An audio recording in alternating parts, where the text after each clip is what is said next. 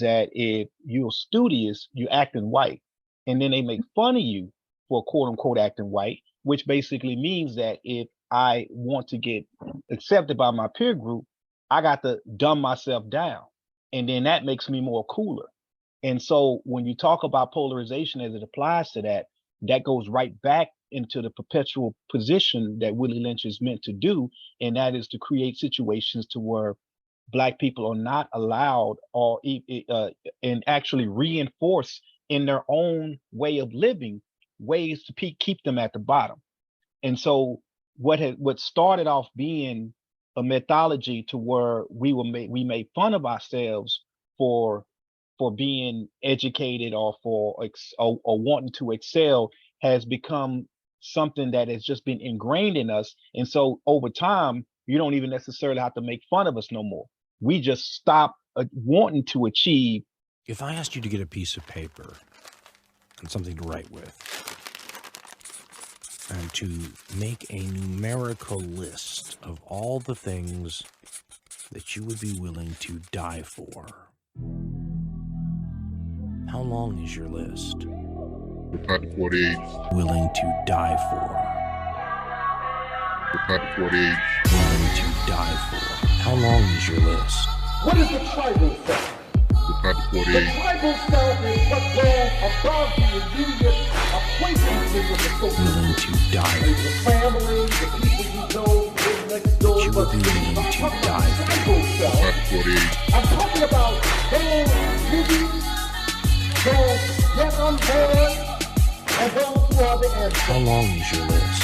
So the connection with the ancestors is tied into the tribal self.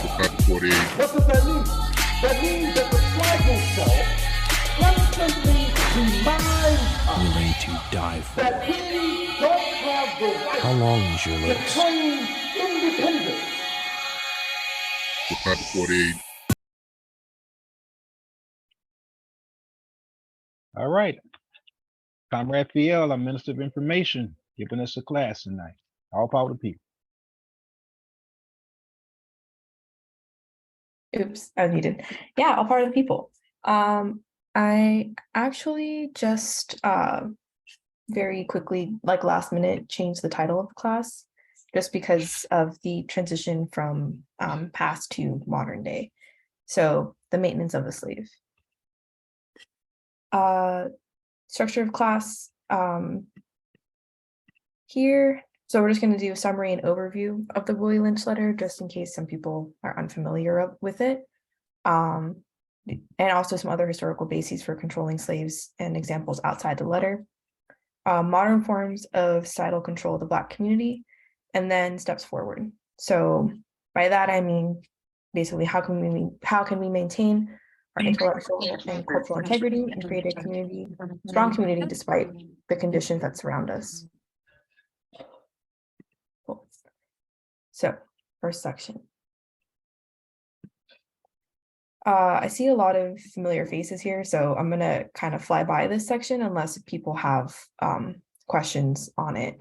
So the Willie Lynch letter is a speech given by a Caribbean slaveholder in the late 1700s. It was given in the United States to US slaveholders to basically give them advice on how to better control their slave population. A bunch of different tactics were listed, but the main theme was a move away from physical means of control like lynchings and not necessarily all the way away from public beatings, but like beating every single slave that stepped out of line kind of thing. And more towards psychological control of the slave population. Some of the methods mentioned in the letter were making an example of, oh, people are coming in. Hi. Yeah, some of the examples were making one slave who went out of line an example for the others, so severely beating or executing this slave and making all the other slaves watch. And this in turn was meant to scare the slave population and especially the mothers. So that way they would try to make their sons as compliant as possible to avoid that fate, because no mother wants to see that happen to their son. Other tactics include just exploiting differences between the slaves. So any differences in sex, color, age, ability, etc., just using that. And then, of course, making sure that there could never be any alliance between poor whites and slaves. So this was actually done not just like in like slave plantations, but also in law. So poor whites were given privileges over freed Black people to kind of reinforce this hierarchy and to prevent slave uprisings. This was done most notably in Virginia after Bacon's Rebellion, because when he was fighting against the forget if it was territory or rent controls, but anyway, he was fighting with the government of Virginia, and he brought along with him some slaves and freedmen, and that was really scary to the colonial government there. Yeah, and then the end goal of this is to get slaves to police each other. So at the end of the day, the idea is you won't have to really do anything anymore. It'll be brutal in the beginning, and then by then, like, you'll have all these psychological mechanisms in place so that the slaves will just naturally stay in line. That was the idea. Outside the letter, didn't really mention this, but common forms of control were, I think the most common one and the most widespread one was the use and weaponization of Christianity. Slaves were often given separate masses from the white population, and the preacher had like a prescribed set of passages that he could read to the slaves and some that he couldn't. And the goal of the masses was to make it so that the slaves were docile. So we're giving this mass, we're giving you a very specific message, and your message is the way to heaven is to be a good slave. And if you disobey your master, if you are a bad slave, if you're lazy, then you will go to hell. And this was compounded by the fact that it was illegal to teach slaves how to read. So by only giving them snippets of the Bible and these interpretations, combined with like the belief in God and like their faith, it was meant to control slaves and keep them from stepping out of line. Yeah, and famously, the book of Exodus was forbidden in most areas in the South to teach to slaves. And then we start seeing people enter society as freedmen. In the beginning of slavery in the United States, it was much easier to buy your freedom than it was later on, when it basically became impossible. So as freedmen enter society towards I would say, around the eve of the American Revolution, they had to deal with the hegemony of white culture. And by hegemony, I mean the dominance of white culture, not just in white people, if that makes sense. So white culture as the dominant culture for everyone. And the only times that Black people were really allowed any sort of entry into white society, including shops and businesses, things like that, not necessarily like parties, which would probably never happen, but it's even basics like that, like to go to a store owned by a white person. They had to be able to assimilate into white society. This is like straightening your hair, changing your dress and mannerisms. You can get bonus points if you were publicly disdainful of poorer Blacks and people who were still enslaved. Anything to kind of make you more kin towards white people, so that they would vouch for you, like, one of the good ones. This is meant to separate the Black community, of course, and also it again made it so it was harder for Black people to unite.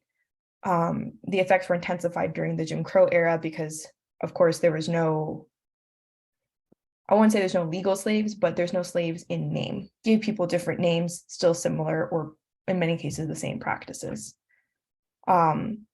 And then slaves on the plantation or in the house aspiring to become a freed person would assimilate as much as possible to their white masters and mimic the dress and taste of white society. So there's just a whole bunch of levels here. But at the end of the day, they all combined to create a greater mass of people who were docile than those that weren't. And it also made this combined with other tactics, which there's so many, I couldn't list them all, with other tactics that would prevent violent uprisings as well. because in most areas of the South, enslaved Black people outnumbered free whites by quite a bit, especially on the plantations. So, and that was the whole purpose of the Willie Lynch letter, was to kind of point that out. You can't keep beating people down because there's way more of them than there are than you. So what you have to do is outsmart them, which led to all of these different tactics. So way in the past, bringing it to now. A lot of the same tactics that were used then are still pretty much in use today. The taxes just kind of had to shift due to new legal statuses that people obtained. And also, I would say as well, the way that media has shifted to become global. Governments are still made of people, and people don't like to be made to feel like they are bad. So if you want to do things to oppress other people, you kind of have to be, in most cases, if you care, you have to be sneakier about it, or you have to make it harder to pinpoint. So we have here. I would say this is probably a holdover from the period of enslavement rather than something new that has shifted. But I think it is a good example of that ingrained control, because most people don't really think about it. And it's just like a huge problem across the African diaspora. I've only heard of very isolated instances where it is not the case that people with looser curl patterns and lighter skin tones are favored over people with darker skin tones and tighter coils. In Latin America, it's a huge problem where people will straighten their hair. In Africa, you have people bleaching their skin. And in the US, you just kind of have stereotypes. I wouldn't necessarily say that skin bleaching is a huge problem here, but you do have, like Afro textured hair, like in the workplace is still frowned upon. You'll have people tell you to straighten your hair or wear braids. Yeah, it's, but it's taught. It's just taught self-hatred, right? Because this is something that was pushed onto us. It's not something that we necessarily came in with.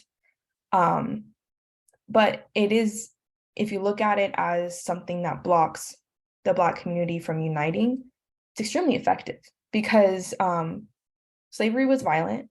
So a lot of people, even if both your parents are Black, you're probably mixed if you're living in the Western Hemisphere, just because of what happened, right? Sexual assault was extremely common in the period of slavery. So you'll often find in families that are completely Black, that you'll have people of varying shades and varying skin tones and textures. And nowadays people are intermarrying more often. So you'll also have, like in mixed race couples and mixed race children, the same thing, right? However, if parents are not, haven't done their internal work, they will treat their children differently based on the way that they look. And this is a huge problem. I can speak from the Afro-Latino experience just because that's my background, but you'll hear it a lot. Like, oh, you'll be so much prettier if you straightened your hair. We got to avoid the sun because you don't want to get too dark, things like that. And you'll hear that from your own family who's the same color as you, if not darker.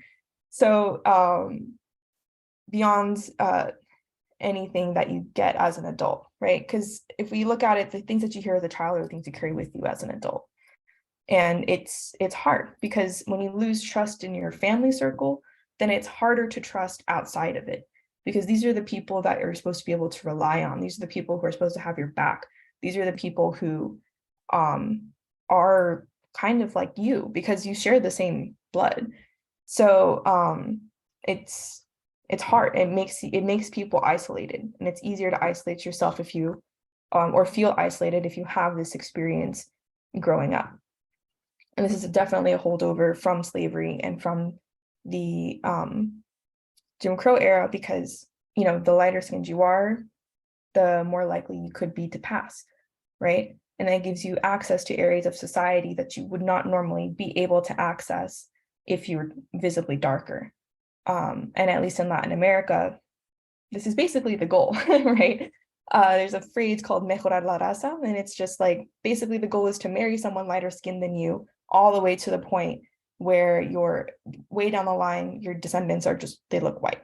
That's the entire goal. So it's depending on where you go, it gets intensified or maybe less intense. But yeah, I don't know if you guys have had any experiences with this growing up or in your adulthood.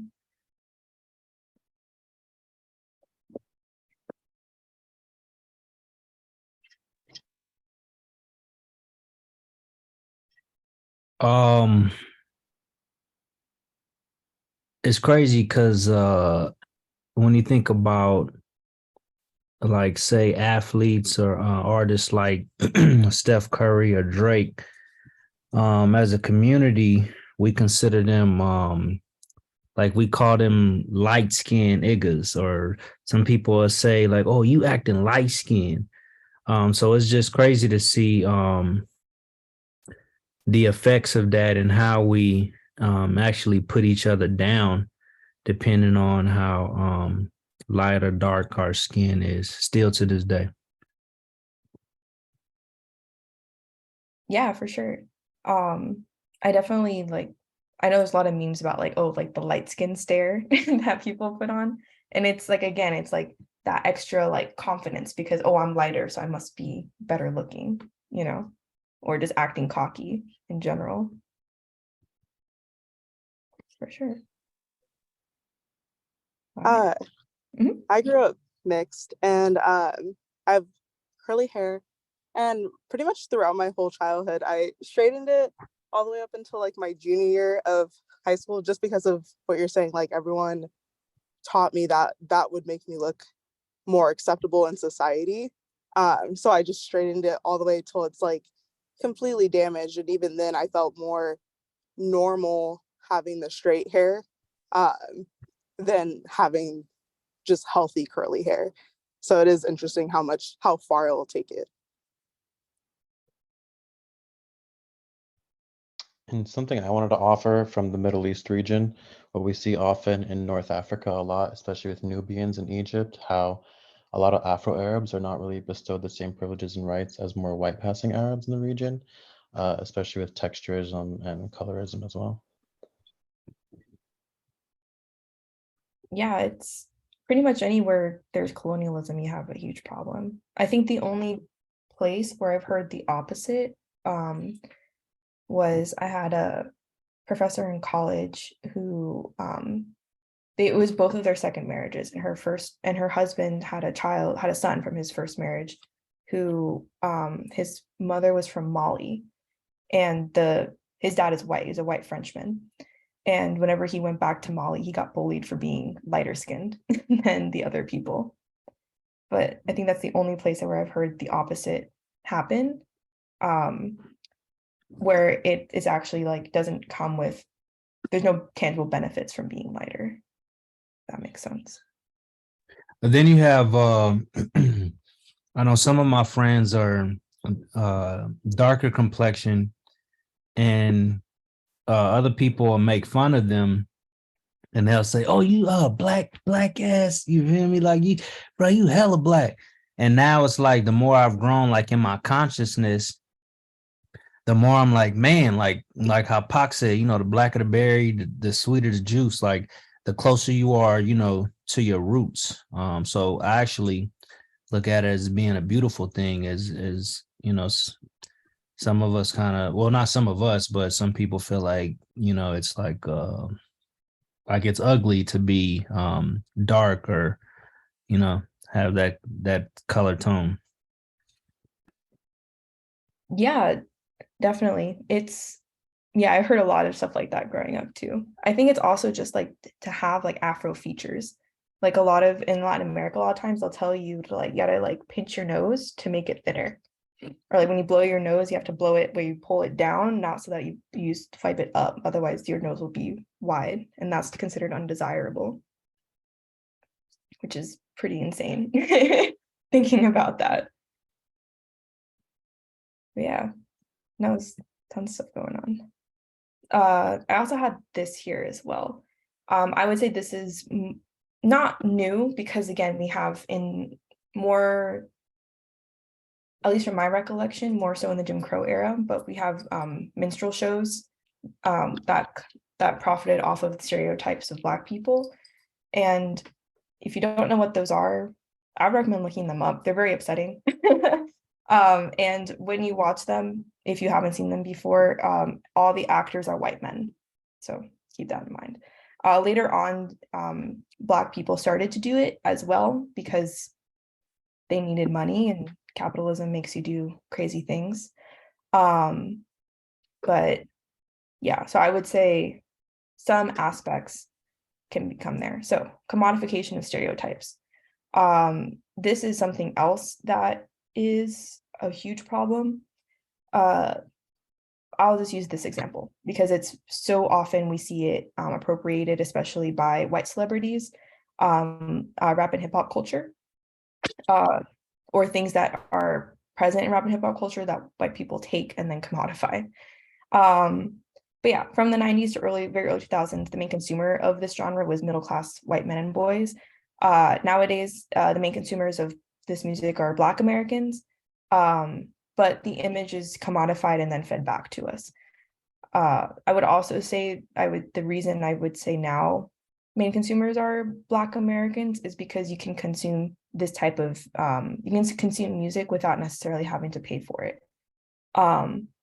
So it's a lot more accessible, but we still get these weird caricatures taken from what people think that they see, and then they bring it back to us, and then it's shoved in our faces. So, and this is also interesting too, because of the way that this music is consumed by white people. It's not consumed as necessarily,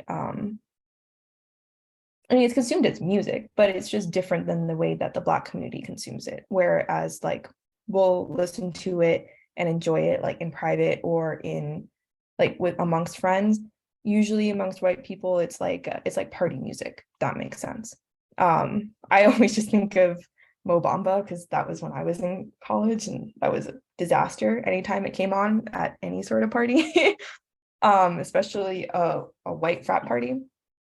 But I always think of that, like kind of like that effect where it's just like, oh, this is like a party song, and like I'm just here like listening to it. Yeah, big cringe coyote for this. And then because of the way that white people listen to it, or I would say probably don't listen to it because it's just background for the party.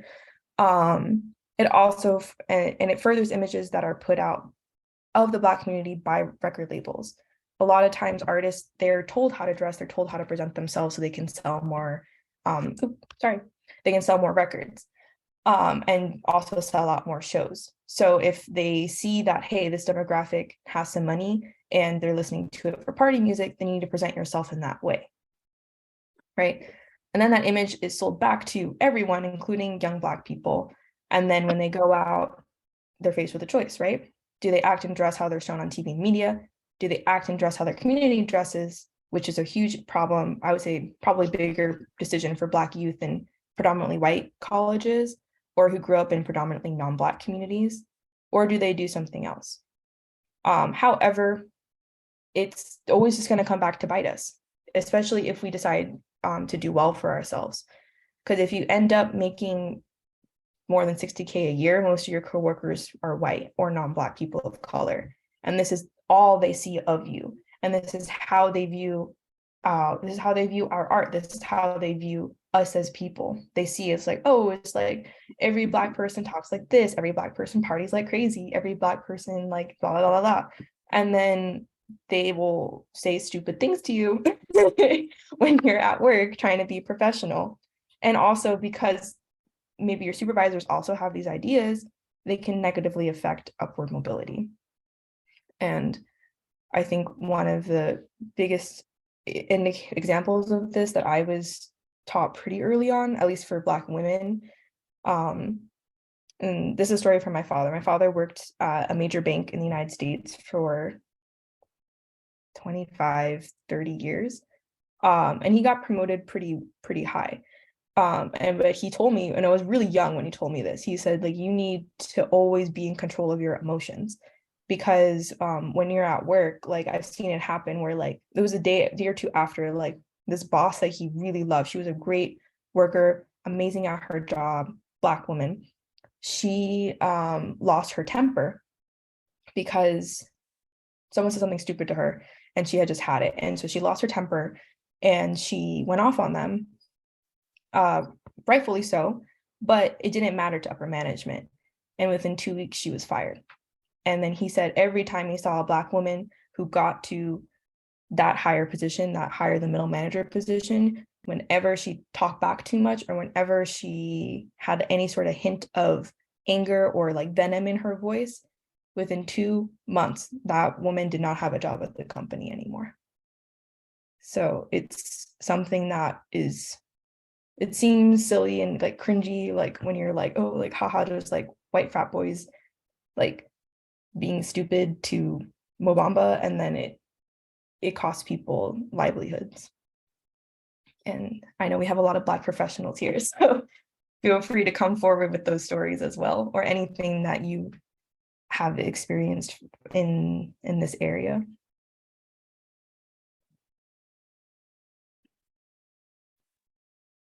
What's crazy to me is to see that a lot of the record labels are owned by Jewish people, and Kanye touched on that, and I don't agree with everything that Kanye said, but that was one of the times where a dead clock is right twice a day, and he spoke on it and got a lot of backlash for that. And I think what he was trying to touch on is that so I live in North Hollywood. There's a lot of I think it's Montessori schools, and it makes me sad because my son, he actually plays basketball after school through a program at one of these schools, and you see these schools are so well put together, teaching the history, teaching culture, the way their food programs is set up, and it makes me wish that I wish we had more schools like this for African Americans. And these the people that are sending their kids to these schools are some of the people that own these record labels, who are putting out artists who are putting out drug music, murder music that's harming our community. But when they're going back to their communities, like they're making sure that their sons and daughters are, well taken care of, or, out the way, living in the suburbs. I went to a show not too long ago, and it's crazy to see how things are changing. It's almost like even Black music is being gentrified. Went to a show called Something Dope for the People, and it was hosted by I can't say what their race was, but hosted by non-Blacks, and there were multiple artists that was doing rap, hip hop that weren't of color, and they were taking their shirts off, kind of doing the same gestures that we do in rap, hip hop, and R&B, but they weren't Black, but they're starting to have like the money and the platforms to almost be able to put out artists that aren't of color. Even at my daughter's school, I've been trying to get her into a school that's a little bit more diverse, but she's in hip hop, and the teacher, which is nothing wrong with it, but the teacher is not of color, and he had the kids thinking that rap music was born in Brooklyn when it was actually born in the Bronx. So it was just like little stuff like that just makes me, a little sad about how, not only is our communities being gentrified, but, the music industry as well, and how we control our intellectual assets. Yeah, for sure. And it's like, and I'm going to get onto the Montessori a little later, but at least especially in North Hollywood area, a lot of those like Jewish executives are also assimilated into predominantly white culture. It's not necessarily that they're like super religious or anything, which I think is another crazy thing too, because it's like whoever has been called white in history has always changed. but whenever it suits that majority, they kind of like grab people in and then they kind of spew them back out. But it's like, again, it's like they're making profit off of the misfortunes of our community and then putting it back to make their communities better, which is just incorrect. But it's because of their mindset. Like their only goal is to make as much money as possible. And they're like, if I can sell this stereotype, if I can sell back to people how I see these people, then it works. Or if I can sell back to my people how I see these people, it's kind of like that double consciousness. See, where we have to be aware of how we're being perceived and who we really are. Even though it's hard to kind of get in tune with who you are, because how you are perceived is thrown in your face every single day. And when it doesn't match, it's, especially for a kid, it's really difficult. It's hard. But yeah, no, I see that. We have a lot we have some Montessori in San Diego too. And it's an interesting environment. Some of the schools, what I find interesting is a lot of the schools teach French. But we're like 45 minutes from the border at our furthest point. Yeah.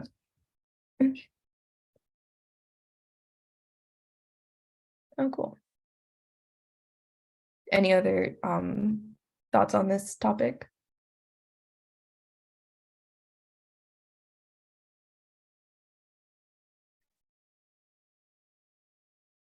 All right, moving right along. Get into what you're saying. Poor education and devaluing of educational success. This, I will be honest, this was me very close to my heart. I'm a teacher outside of this. So this is something that I'm seeing a lot. These are just a whole bunch of facts, probably already knew most of them. Yeah, so read it out.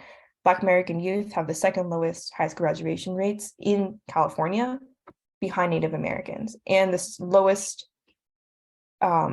standardized test achievement in both math and ELA. And I know the standardized tests are flawed, but I brought them up because they correlate positively with income. So if you have a higher score, usually means you have a higher household income. Second, which leads all the way down to the third point, 56% of people living at or below the 10th percentile of income in California are Black and Hispanic. And 10th percentile and below is below the poverty line. And then what makes this worse is when schools are in poor communities, they have less access to resources, right? And then all of this is made worse by this horrible, horrible trend that I am seeing, where teenagers are just not caring about their schoolwork. It's not important to them. They don't want to, the quality of work is much lower. They are disengaged. They're not into it. And what makes this even more worrying is because if you want to make a good living in California, you need a bachelor's or higher. That's unfortunately, that's just the economy that we're living in for the most part, unless you decide to go into trades. But you're not gonna be able to get into a trade school unless you graduate high school, because they're not gonna accept you if you're a dropout. And that's unfortunate. It's like, yeah, it's definitely alienation. And that would be a subject for a whole different class. I could go on way too much about it. But it's difficult. If you want to make that high income, which a lot of the kids want to make, you need a bachelor's or higher. Unless you decide you want to become a mechanic, an electrician, or a plumber. But you still have to go to school and you still have to do work. You have to have a good work ethic to get those jobs, and you need a high school diploma for the programs to consider you. It is what it is. And then what is also, again, close to my heart is a lot of these kids, they're talking like this and they see it and they do it. However, it's the kids whose parents have a higher income, who are usually white and Asian, whose parents are on their butt and making sure that they get their things done, even though they don't want to.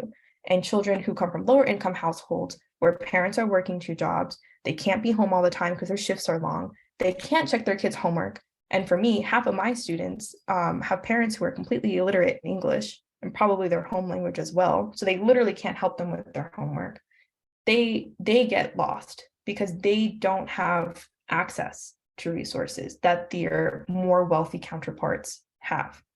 So while everyone is saying the same thing, oh, I don't care about school, oh, it's not important, blah, blah, blah, it's still that privileged group who is becoming more privileged because they have the extra support at home to make sure that they don't fall through the cracks as much as possible.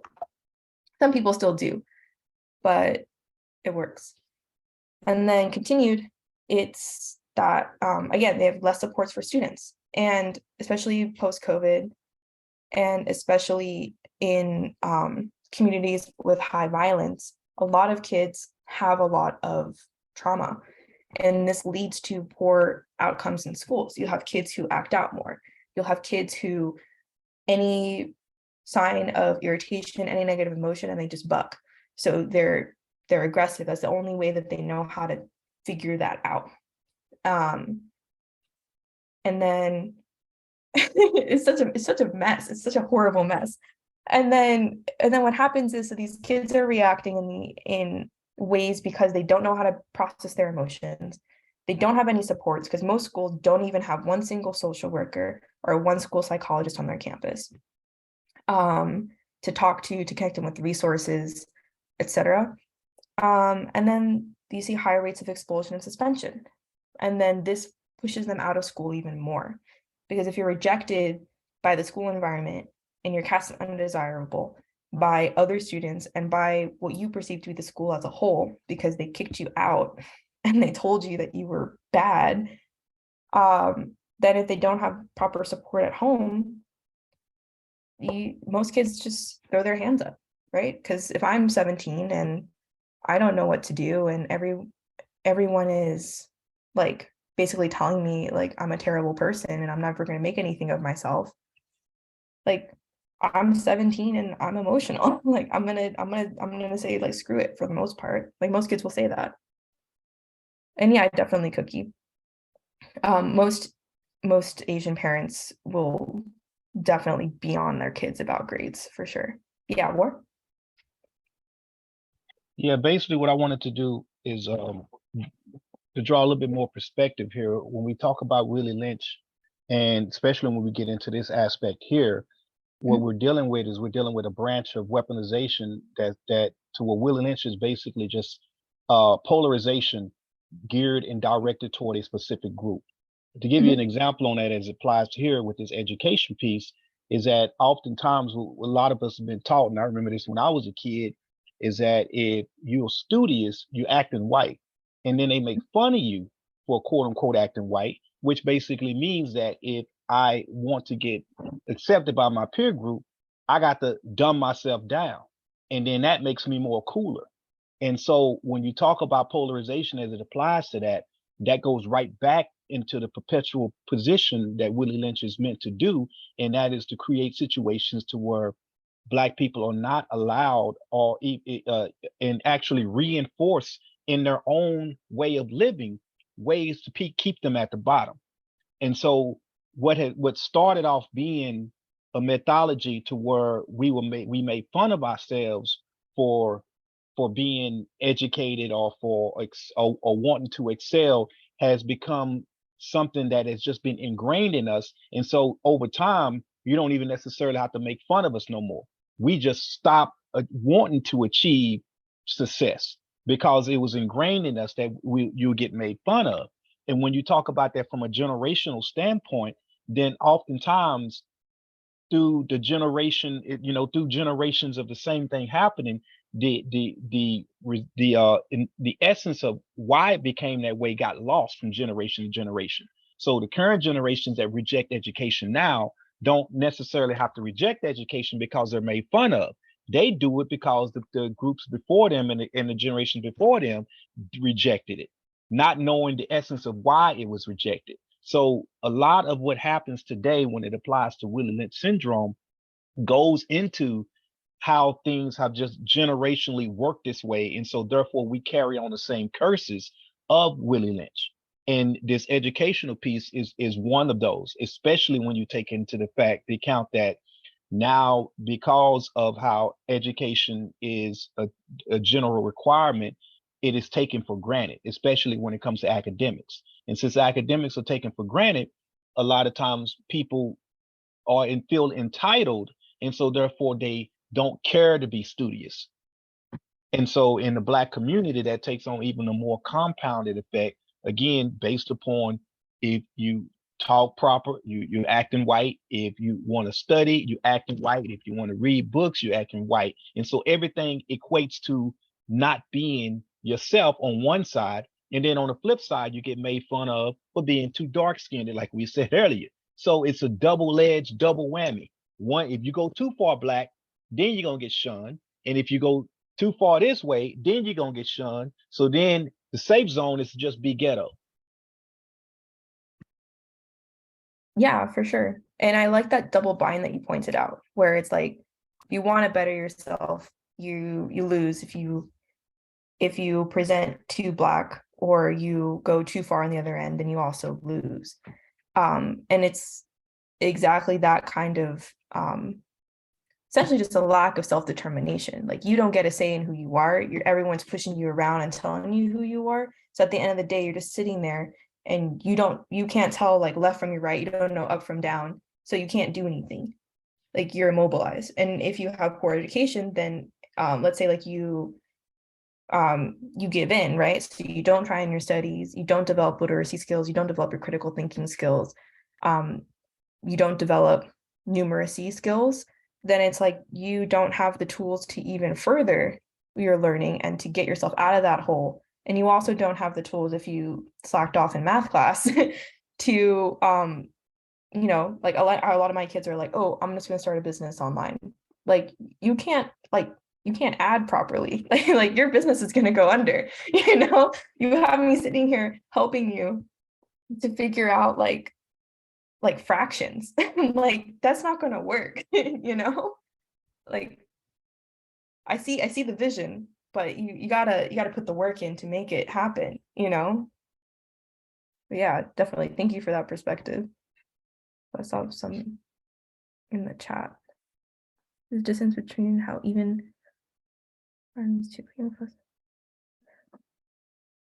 I think partially there's a distance, but I'll be honest, like, teenagers aren't really that far-sighted to see that a bachelor's won't get them as far as it used to.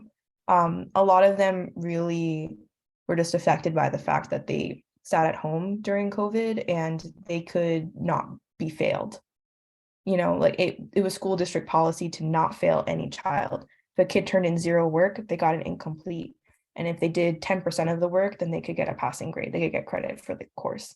So I think it's just like, because of that, they were just like, this is like, it delegitimized the system. So they were like, this is not for real. Wanted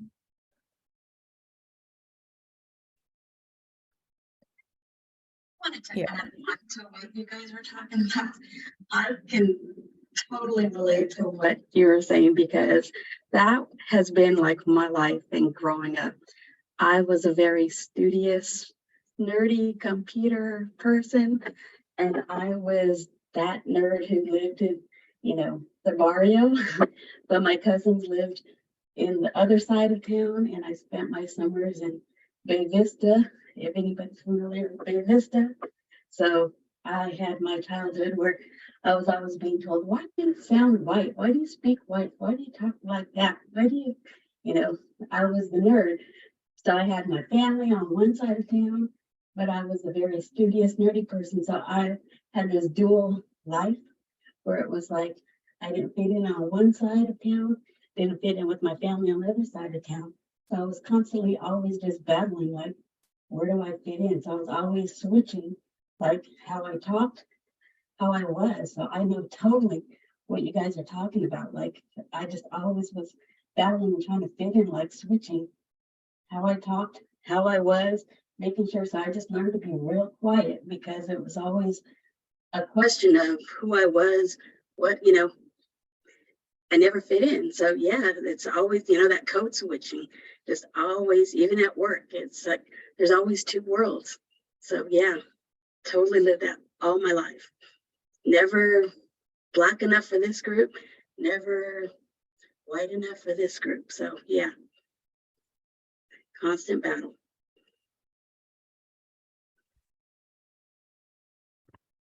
That's all.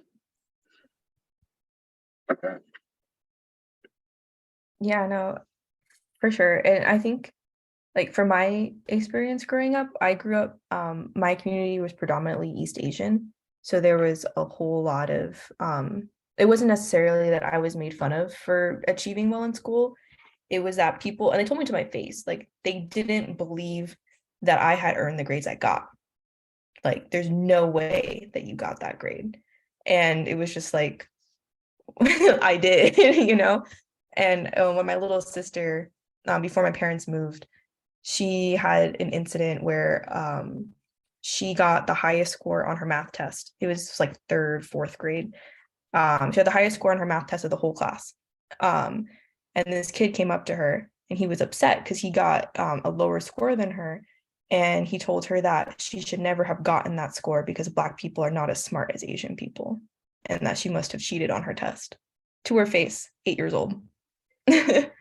So it's like, it's hard because it's something that it's not even because white supremacy has been really smart about co-opting these other groups. It's not even just like a white person saying it to you anymore. It'll be other people of color who are just not Black. And because their defense armor is basically just to co-opt white supremacy in an attempt to try to like be treated less poorly, or to kind of like try to take on that power structure, or like or not take on the power structures and confront it, but to become a part of it. So you'll hear stuff that you think you'd only hear from a white person coming out of people who you thought should have been like on your side, at least a little bit. And it's kind of, yeah. Exactly. It comes from all sides and you're like, okay, like I thought we were all on one team over here, but it comes from all sides. So you just kind of just go with the flow. But yeah. And you understand where it comes from and the history of it, but it never feels good. And it's just like, all right. So yeah, I totally relate to that. Yeah. And that's the point, right? It's not supposed to feel good. It's supposed to keep us in our place, so to say. And then I think this is my last one. Yes. Harsher home discipline. So this is mostly talking about corporal punishment, especially I personally see it as a holdover from the slavery period. But I also see it kind of directly tied to the Willie Lynch syndrome, right? Where the mother is going to overly chastise or overly punish the son to protect him from what is waiting for him outside. And then you can see it today too, because, a lot of people, like a lot of Black people don't have great communities to live in. A lot of Black people live below the poverty line. And if you don't have time to sit down and talk with your child, if I'm coming home from like a 12-hour shift, which I have done, the last thing I want to do is talk to someone, much less someone who's giving me attitude, much less someone who is going on and on about nothing. I'm tired.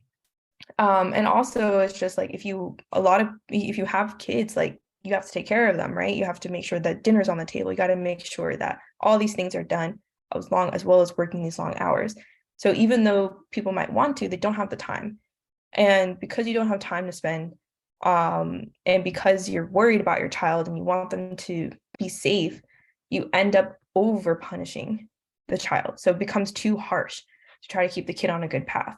And this will also extend to parents who have lived that, right? Like my parents had time to spend with me, but yeah, I still got my butt beat. They could have sat and talked with me, but it was like, that's what they knew growing up, right? Because like my dad grew up in the worst part of Brooklyn.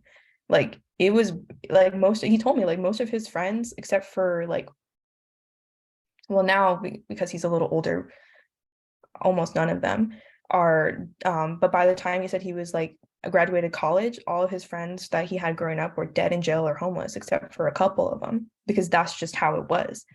And it's like, I know his father was very, very harsh on him and his brother, but it wasn't necessarily like because he was like a bad person.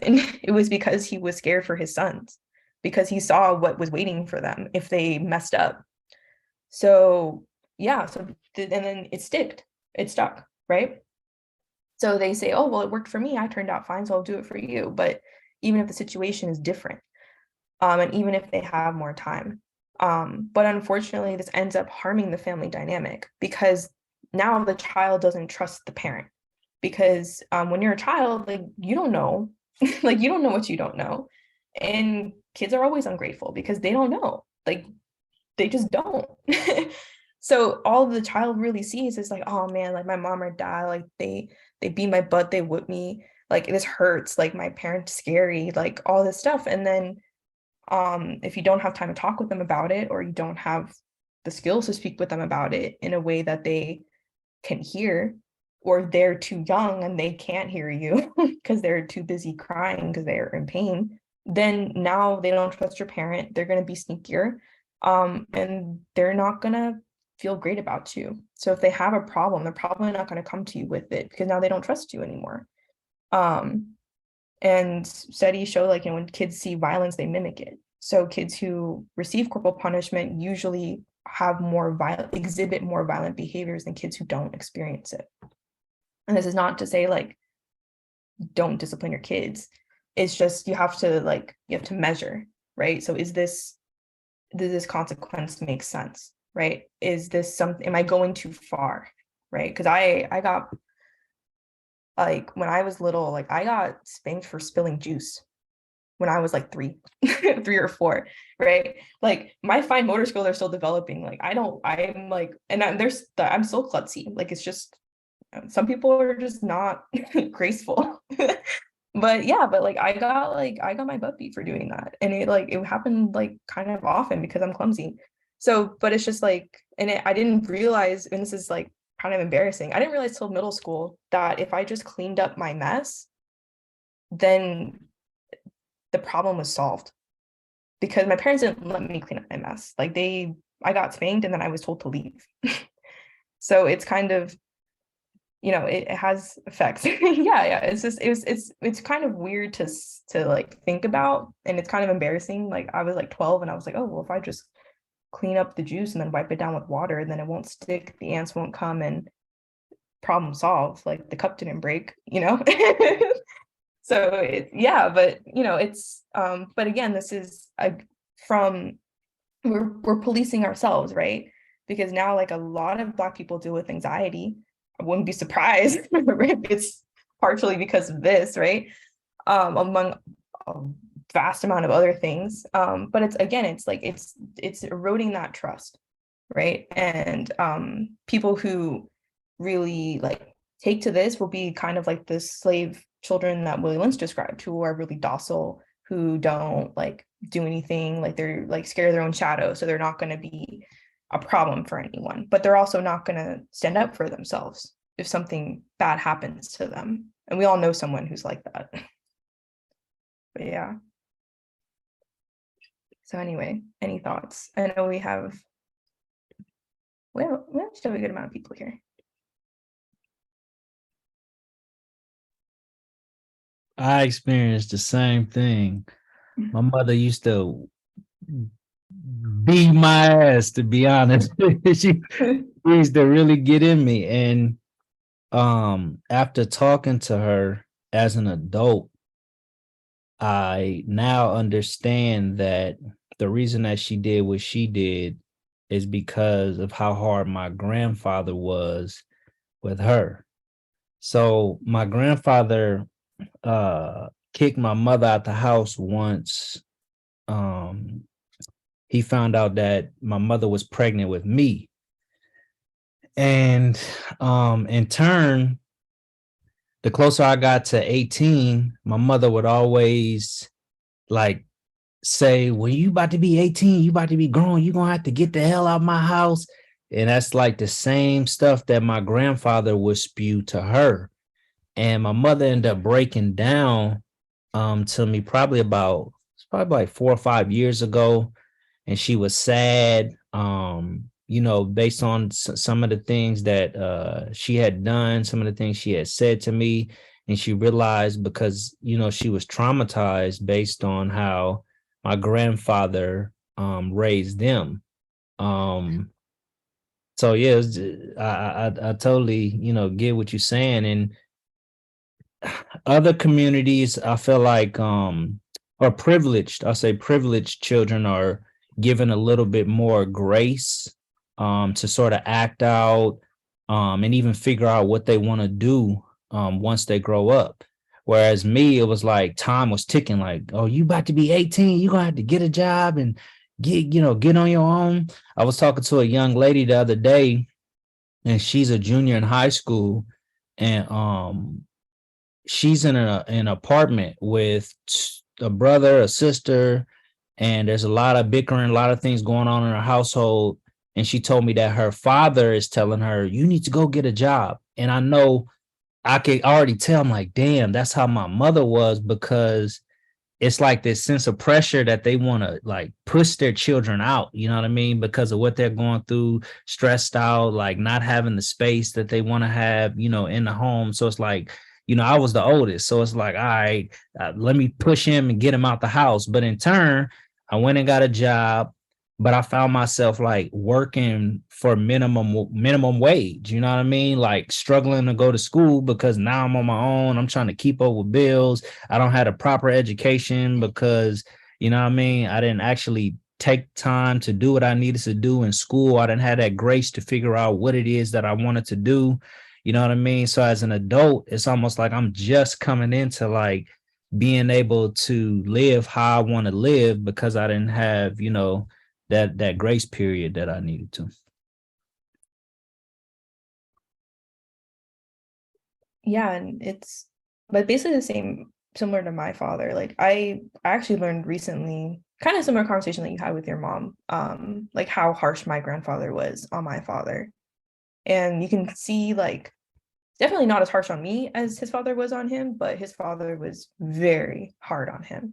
So yeah, like you can definitely see like the holdovers. And I think that's also why like depending on how you were raised, like this is just like for me personally, because I'm thinking about having kids soon, where it's like you really have to work through your own traumas before you decide to have a child, because that's when you replicate the traumas, which I can't believe I forgot it to put it in here, which was another part of, again, Willie Lynch syndrome, because the goal is to perpetuate that cycle of trauma, to keep us all in that same space where we can't do for ourselves.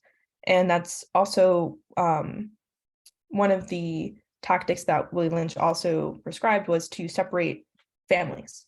So you separate the father from the mother and the child. So that way the male child, if there's a male child, they don't have a male role model to look up to, but also to, again, to keep that fear instilled. And then today you can, I don't know why I didn't put it, must have slipped my mind, which you can see also in the school to prison pipeline, because in most parts of the country, prisons will collect state testing data. And depending on the scores of your third grade reading exam, they will set projects to build more prisons. Because if you don't hit your baseline in your third grade reading, it's all downhill. Or that looks like uphill for you guys, all downhill from there. It's really hard to recover your literacy after that. And most of the time you will see like Black and brown kids at the bottom of that ladder. And then again, because of the school policies, harsher discipline, expulsions, if you are out on your butt with no high school diploma, there's not a whole lot of options for you to get legitimate employment. So what happens is a lot of kids, because again, they're kids, get screwed up. Or if they're just like in school in a bad environment, things happen. My fiance is a social worker. One of his students, who his dad was so worried about him that he asked my fiance to continue talking with his son like for weeks. He had one bad night. He was out with the crowd that he said he was going to leave because he knew that they were bad, after talking with his father and talking with my fiance, because his father worked like, I don't know what kind of job he worked, but he was working 12, 13-hour shifts. So again, he didn't have the time to sit and talk with his son like he wanted to. So he relied on the school. And luckily the school had resources. The kid is probably going to spend like the rest of his young adult life in jail for murder right now, because he was out with the wrong people. He was acting on those commodified stereotypes, and he shot and killed another kid, and they caught him. So it's like, you know, when you're separating your families, when you're having young boys and you're feeding this to them and they don't have outlets, things happen. And if you're making it so that parents don't have time to spend with their kids, then they're, self-image in Black children, then you have all these things that could happen, right? And it's unfortunate. And a lot of it also too is the most important time that you can spend with your child is actually the first decade of their life, because once they hit puberty, it's about their friends. So if you're not like able to be there for your kid, or you're not talking with your kid, you're not spending time with your kid, you're not taking interest in their interests and engaging them in positive ways and showing them outlets, then you kind of like, not necessarily lost, because they could have really good friends, but if they're not in a great environment to begin with, then it's really hard to pull them back, because they don't have that rapport built, they don't have that trust built,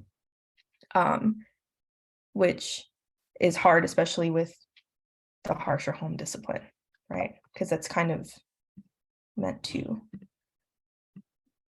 so that, yeah, leads us to steps forward, because that's really depressing. But I like to start with 2 phases, because a lot of this is focusing on Black children, but I don't see any Black children in this call. And I wasn't expecting to. But I think it's really important to start with the media and books you're consuming, because it's really easy to get lost in the sauce, and media is probably more accessible now than at any point before. So I always just have like questions like, who is promoting the content? Like, if you know the person promoting the content is a racist or a misogynist, then you need to keep your eyes peeled, like, or take whatever they're saying with a grain of salt. Does it line up with your beliefs? And I say this more as like, if it's a media, like an influencer, especially like trying to tell you how to be, is that how you see yourself? Like genuinely? Or is that just something that's being pushed onto you? Or if it's by someone who you like admire, like also think like, is this actually lining up with my moral compass? How often are your experiences and your story told in the media you consume? I was actually talking about this recently with my sister, because I was listening to some throwbacks, and I realized that there's not like a whole lot of like Black girl pop like how there used to be.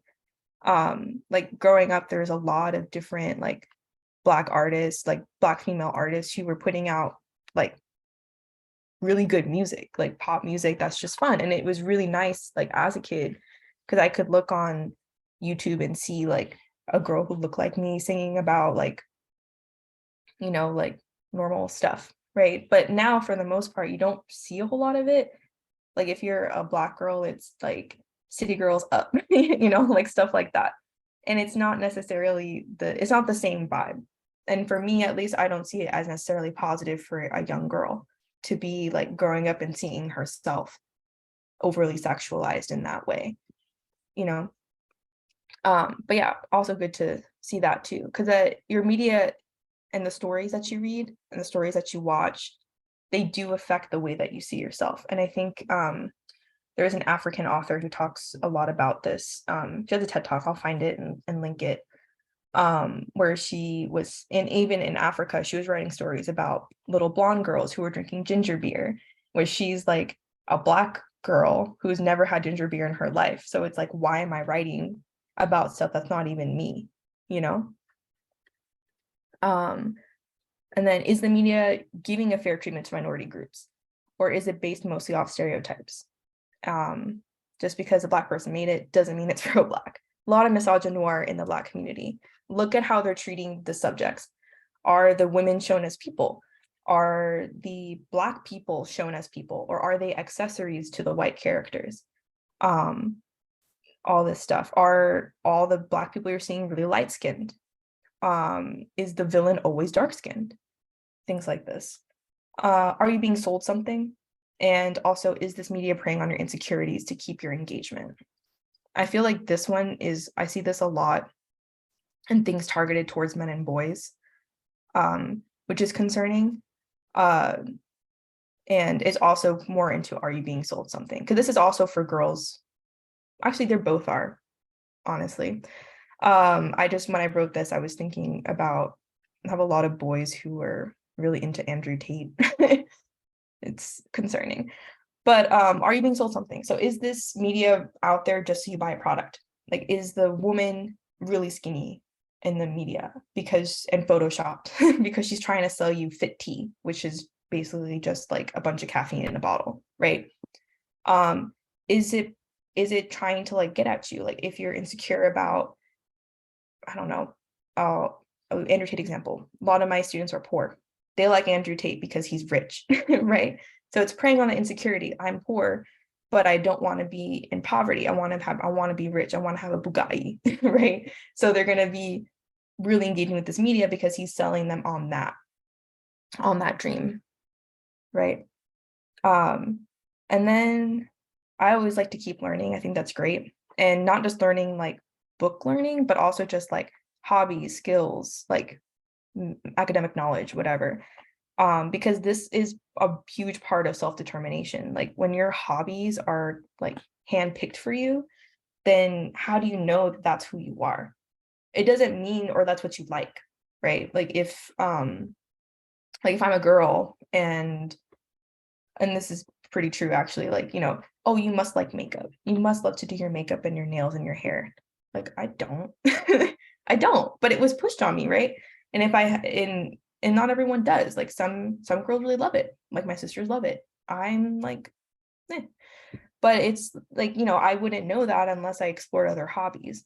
Because if you're always taking what's pushed onto you or what's considered like okay for your race or gender identity, then it's fine. Like if you're like a dude and then you decide to try knitting or crocheting or sewing, and then you find that you really like it, then that's wonderful.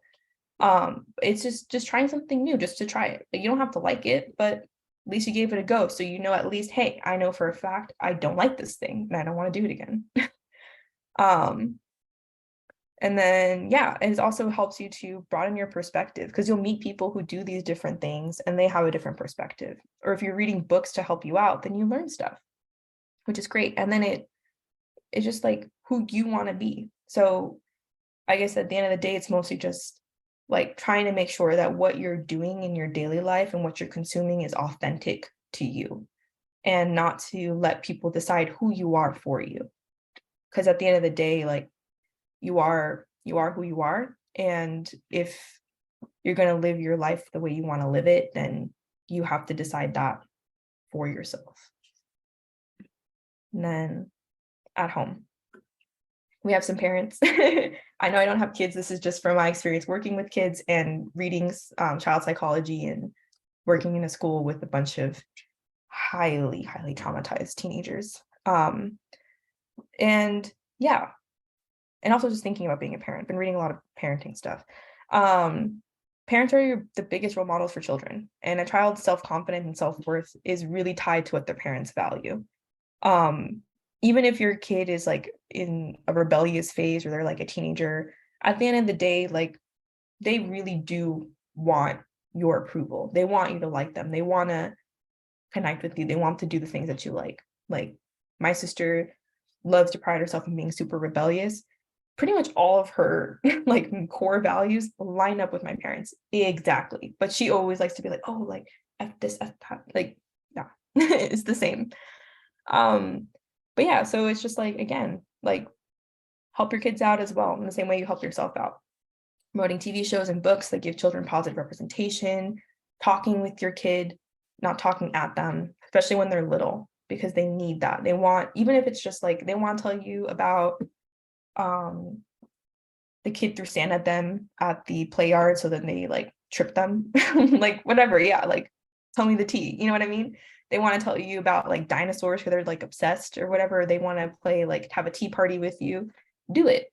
It's not going to hurt you, and it's going to make them feel wonderful. They'll feel like, oh wow, my parent, like, you know, they're engaging with me, they love me. And then I also say this one too. I feel like it's really toxic to think that like you can do it all as a parent. Because at the end of the day, parents are people too. And you're not going to be perfect all the time, and that's fine. No one's perfect anytime anyway. But I also think it's really good for, especially if we're talking about an anti-capitalist mold, to get it out of the nuclear family, because it takes a village to raise a child. And if it's only your perspectives and you're isolating your kid, again, you're still doing, like, that's not helpful, right? When their child's an adult, they're going to see people with different perspectives anyway. And it's also just like, I'll use an example again from my father's upbringing.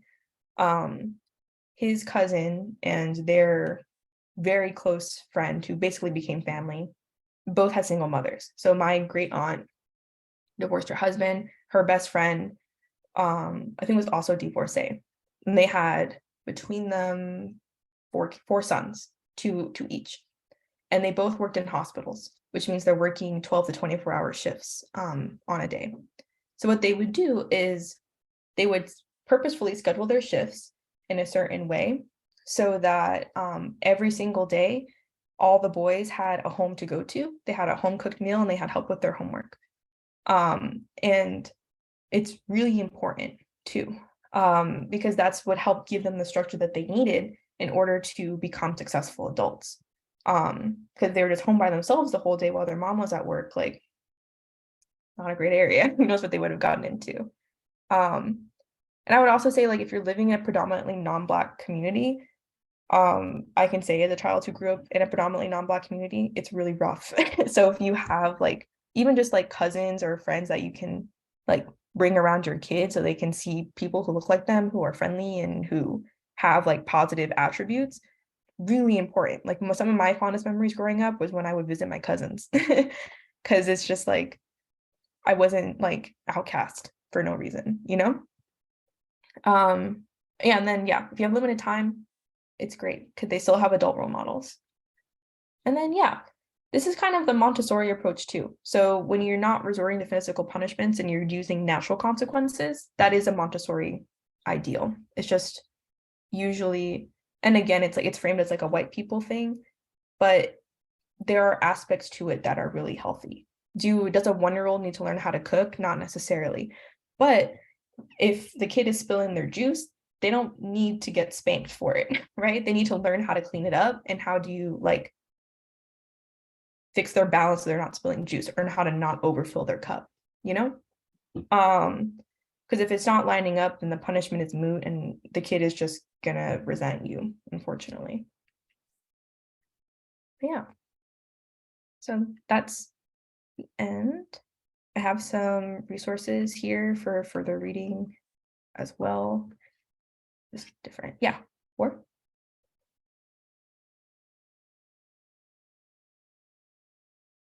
Okay, I just wanted to real quick go back to, I think one thing you said that was brought up that was very important on that last slide: natural consequences. I think natural, having the ability to recognize that you should be lining punishments up based upon natural consequences go right back to oftentimes how the parents themselves were raised, whereas they're emulating what they were taught, what they received in terms of their, their parenting. Oftentimes they don't recognize that what they're doing to their children is destructive because they felt this is what was done to them.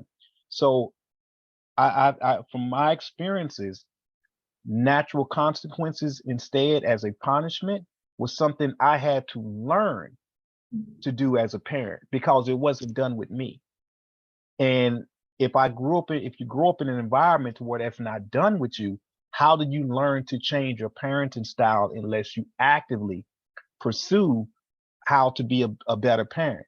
And I think oftentimes ego gets in the way of parents and of people in general, to where they don't want to be viewed or feel like they're not ready or they're not prepared. And so therefore, instead of actually studying something and get caught studying, get caught learning how to be something that you already are. In other words, I'm already a parent. Now, if I'm going to read about how to be a parent, that just kind of makes me feel stupid, because here I am a parent, but I'm reading about it.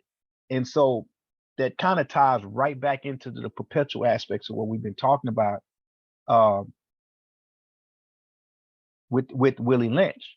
And so I think it's real important, especially for our people who are paying attention that's on the Zoom class, to know that we have to oftentimes go outside of how we've been taught to do something to even recognize that we're doing something harmful.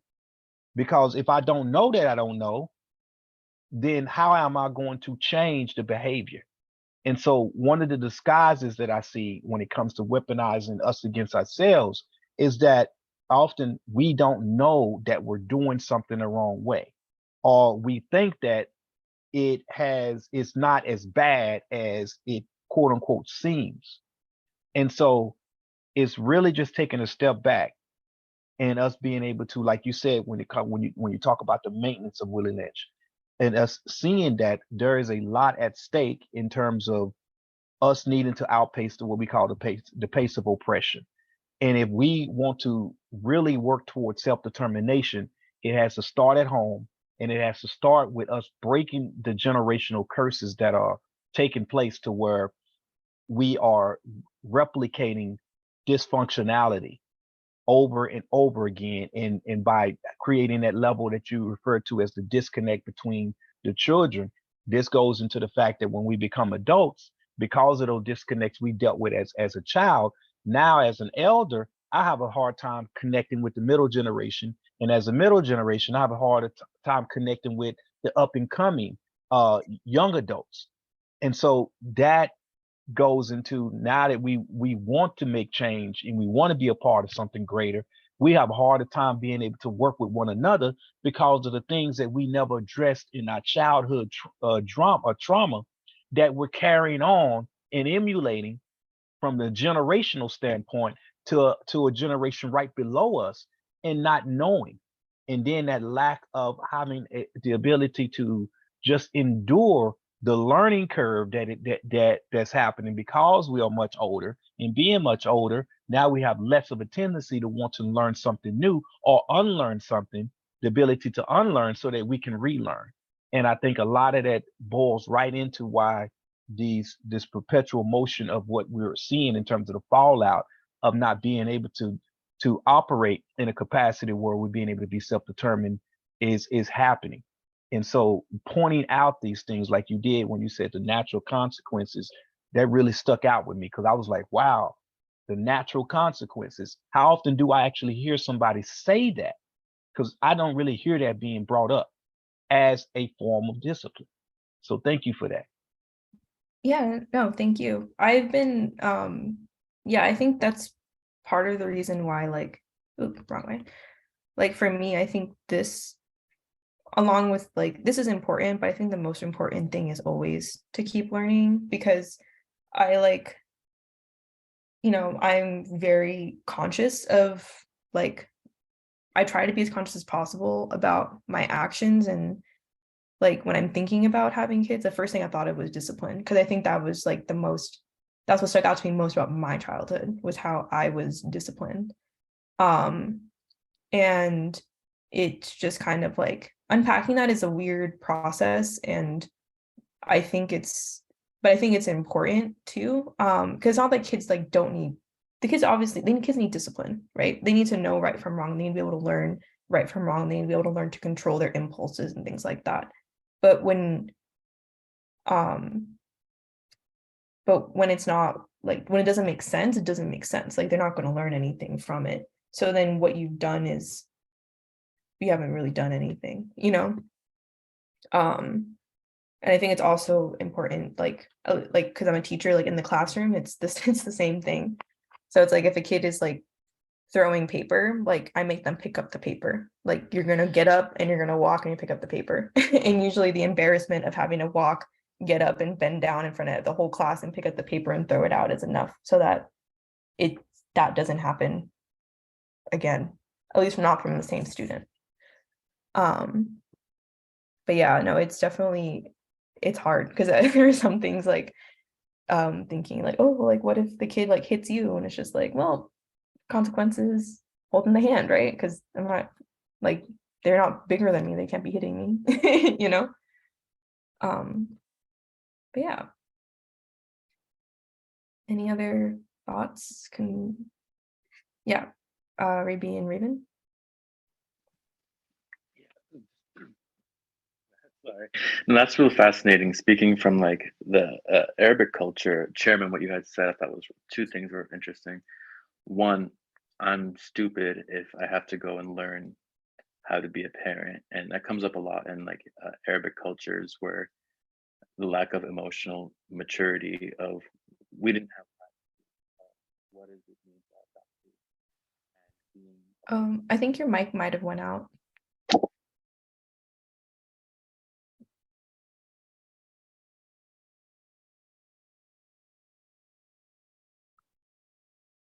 We can't hear you, Raven.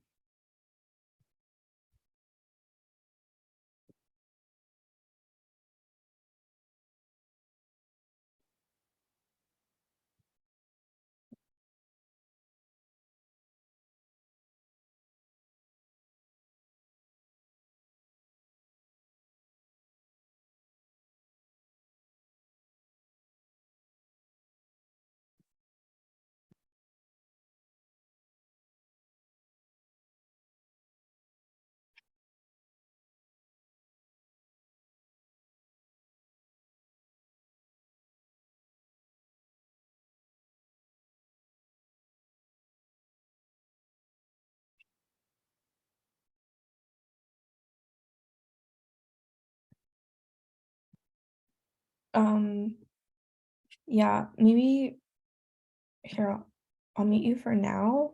If you need to like hop out and hop back in, I'll be here for a couple more minutes anyway.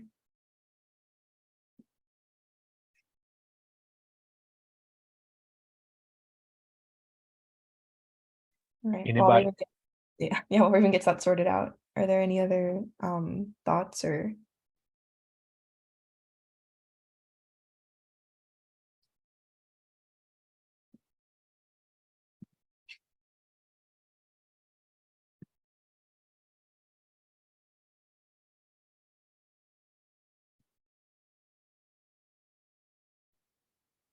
Real quick, I did want to state what I put in the chat just for those that I think is a, you know, hadn't saw the video. Dr. Kawanza Kunjufu did two what I felt was real timeless videos that I think are important to watch. That kind of goes into a lot of what we've been talking about, countering conspiracy to destroy Black youth and developing positive self-images in Black children. There are certain messages that things that he brings up in those two videos, even though they're old dated videos, there are certain things that to me are just timeless that still applies. And so I would recommend anybody that hadn't saw those videos definitely go check them out. And the links are in the chat.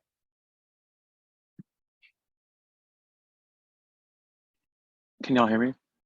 Yes, now we can hear you. Woo! It's offy online. So two things Chairman had said. You know, I'm a stupid parent if I have to learn what it even means to be a parent. And on top of that too, how we learn to love one another within the immediate household is a microcosm of how we learn to interact with others and also self-govern. So speaking from the Arabic perspective of the culture as a first generation religious refugee from a civil war, you know, it was the notion of if I have to learn how to control my emotions, we were taught by state sanctioned violence how to govern.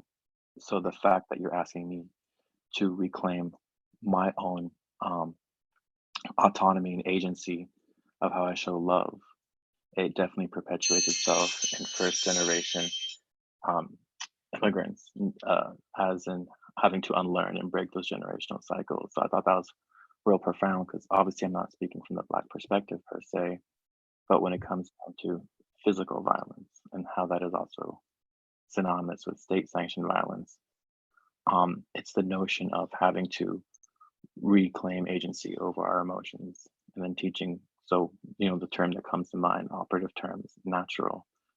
That was real fascinating because then if we learn how we show love to one another internally at home, we don't need to necessarily rely on states or governments to then govern us because we can govern ourselves.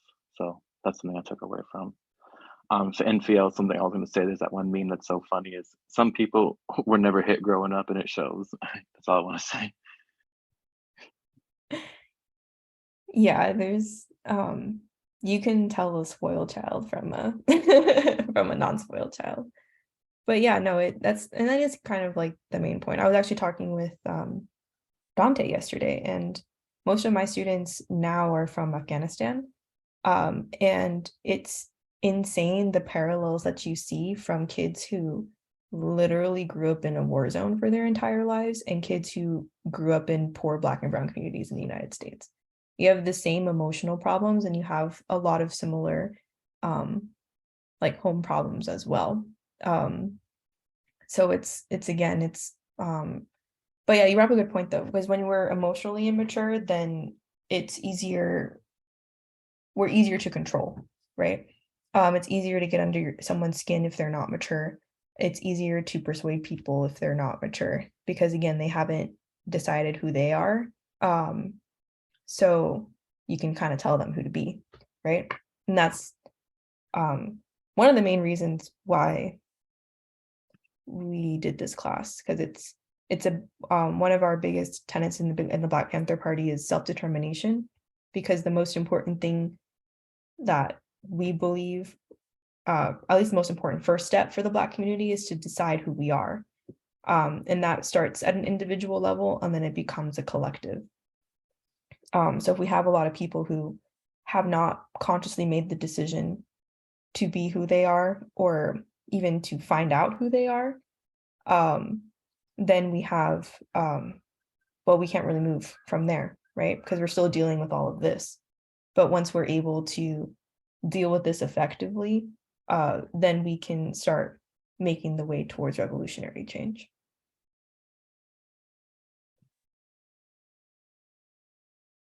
Sure. Anyone else care to comment before we close out? You did an amazing job. This is a great class. I'm glad I tuned in. All power. All power. Thank you.